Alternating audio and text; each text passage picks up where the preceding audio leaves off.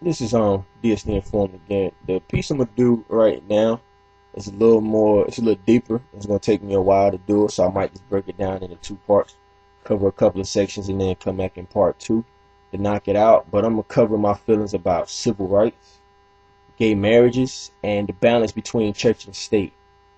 First of all, I'm gonna start off with civil rights because I feel like civil rights is something that's based on what happens with all people, not just blacks or not just whites or not just whoever's.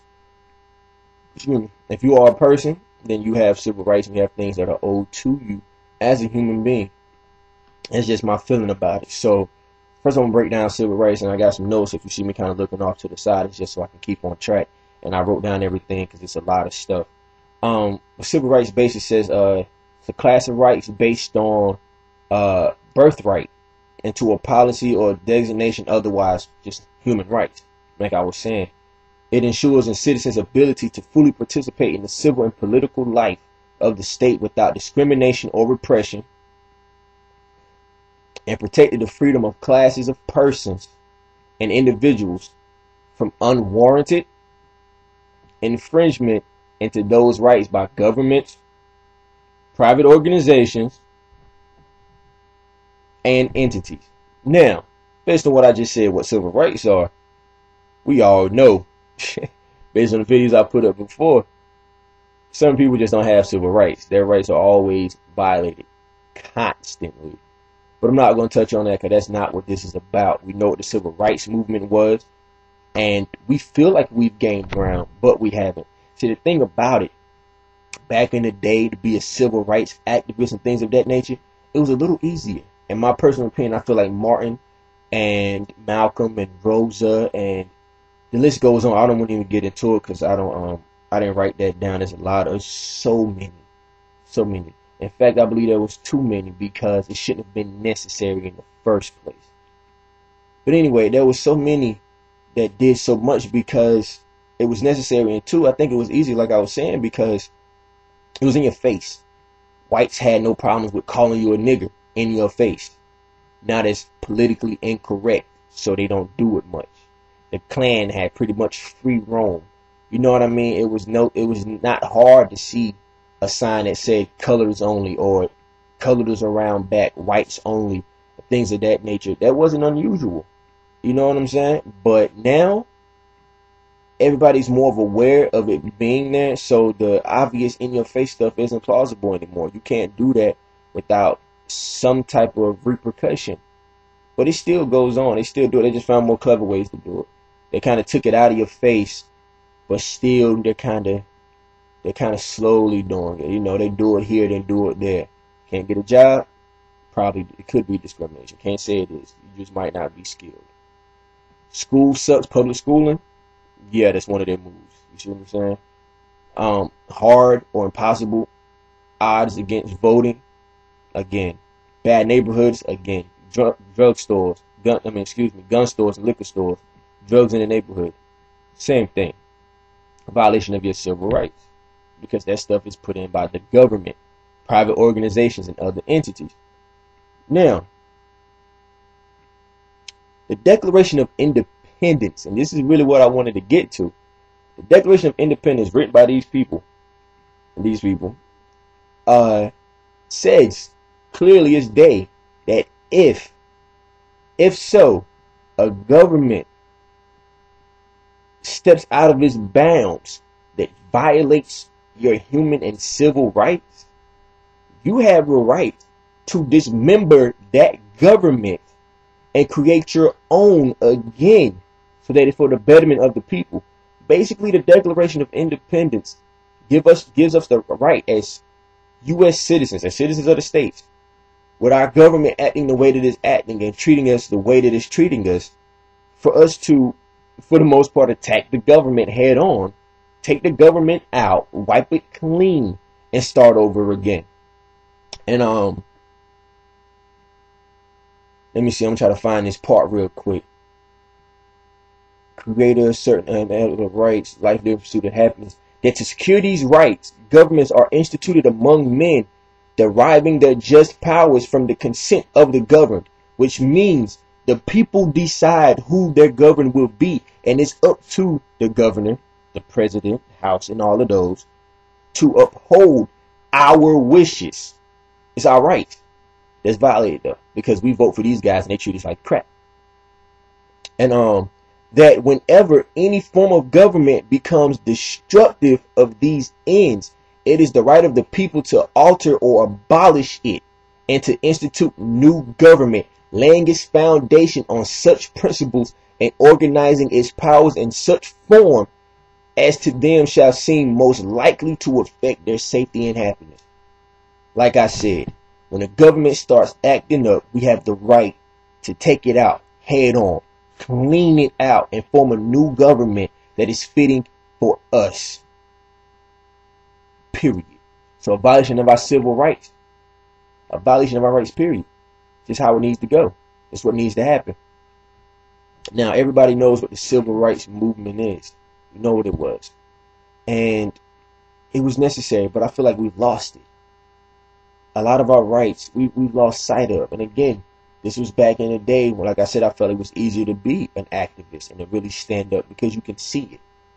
It was so obvious. It was like being in a room with the lights on and on an all-white wall written in bright red letters. You know, we're insults. Now we're kind of in the dim room. It's written in a dull gray. We know it's there. A lot of us know it's there. We can see it clearly. But a lot of us are blind. A lot of us have grown content. We've been given a few rights here and a few rights there, and we're satisfied. We're happy. We're cool with that, you know? And then, not only do we get content with it, but we somewhat digress. I feel like we are, oh my God, back in the early 1900s as black people now.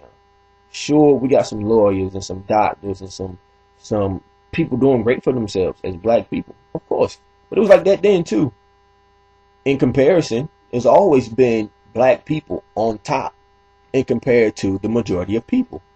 That's not anything new. If you were a slave and you had some sellout porch nigga that was getting better food and better clothing, he wasn't always getting beat and treated bad by massa, you can say he kind of made it. Or if he didn't have to work in the field with everybody else, you can kind of say he made it. Now we move into today. Sure, we got some houses. Sure, we own a few businesses. Sure, we got a few socially successful people. But have we really made it? Or are we living a hand-me-down life from what's already been had by somebody else? Sure, you got a nice car. But you got a nice car because I didn't want this car anymore, so I left it sitting there and I allowed you to have it while I moved on to a bigger and better car. You know, when Europeans first got here, they were riding on bicycles. Didn't even get a car, had bicycles. Finally figured out, got a car. This is not literal, I'm just doing an example. Finally got a car, but it was a little Pinto. Some small, beat down, barely worked. But it was better than nothing. We didn't have bicycles yet. Then they kind of upgraded. Still driving an old beat down bucket, but it's a little better than the one. Now, we get skates. Move on a little bit, they get better cars, better trucks. We kind of follow in line. What they leave behind and don't want, we pick up. We feel like we're gaining ground, but we're really still behind. You know? Just because I gain ground, like if you notice, like I'm going to lean back. Even as my right hand moves forward, notice that my left hand stays in front. So my right hand never really catches up or gets past. It stays in the same distance. It just comes forward. So it looks like it's gaining ground, but it's still losing. In the process, as I move, this is black people. This is the minorities. These are the people without the real power. Sure, my hand used to be here, but now it's here. But now this hand is here, so you feel like you've gotten somewhere, but you're still losing. The movement hasn't stopped. It's been slowed down to a very low speed out of content. Content is the killer of all desire. But I'm here to tell you, we got to bring this back. For civil rights, whether it's gay, whether it's racial, like your sexual orientation, whether it's racial, whether it's gender specific, whether it's age specific, whatever the case it might be. And I said age, not AIDS. Whether it's age specific, whatever it might be, you have to bring that to the forefront and prepare for a fight. You can't be ready to give up at the first sign of, oh, they gave us something, let's be cool. Gays fighting for gay marriage? Hey, do what you do. But don't get happy because they gave it to you in 1 or 2 states or a few states and decide that's what it is. Now, I'm going to move into this next part and I'm going to cut it off and I'm going to see y'all in a few. I want to just get real quick on the separation of church and state. I'm going to drop some background history on y'all, and when I start my next video, I'll finish up. The separation of church and state came about when the Europeans first arrived here and they made their first colonies. It was ran by the church, literally. White man with land made all the choices, and they had to be members of the church in order to make these choices. You know where that problem came in at? People got tired of being told what to do by the church. So sooner or later, of course, they rebelled and everything like that. And then at the end of the day, you get the separation of church and state. The church no longer governs what happens in the state, because that used to be the case. And it had to be that way, because honestly, if we lived in a world ruled by the church, most of us would be screwed right now. Period. Most of us would be done. Because especially if you're talking about Old Testament or old laws, like the old way from back in the days, we'd be hurt. Because back in the day, they weren't lenient at all. If they said you don't cough on Sunday at 3 o'clock, I don't care what was going on. If you sniffed up some dust, you better not cough. If you choking, you better just silent. You better not cough. Because if it was a punishment for it, there it is. They didn't play that game. So now we got a little more leniency. We have gray area. It used to be a very black and white situation. So I'm proud of the whole. I'm happy. Excuse me, not really proud. I'm happy for the separation of church and state. Though a lot of our laws are based on church regulations. In fact, there really is no separation in church and state. There's really not a separation of it. But there's more so of one than it used to be. And let's just hit the fact before I go. I have here the mere idea of something other than what the church decided was right and fair warranted exile. So if you disagree with the church, they kicked you out. I would assume they would kill you, to be honest. But they kicked you out. So imagine being in this country and being a fornicator. Bye. Kick right out. You can't be here no more. Can't come back it off. You come back, you asking for worse than what you already get. But that's that part. Catch me on the next video, and I'm gonna finish this up. Peace.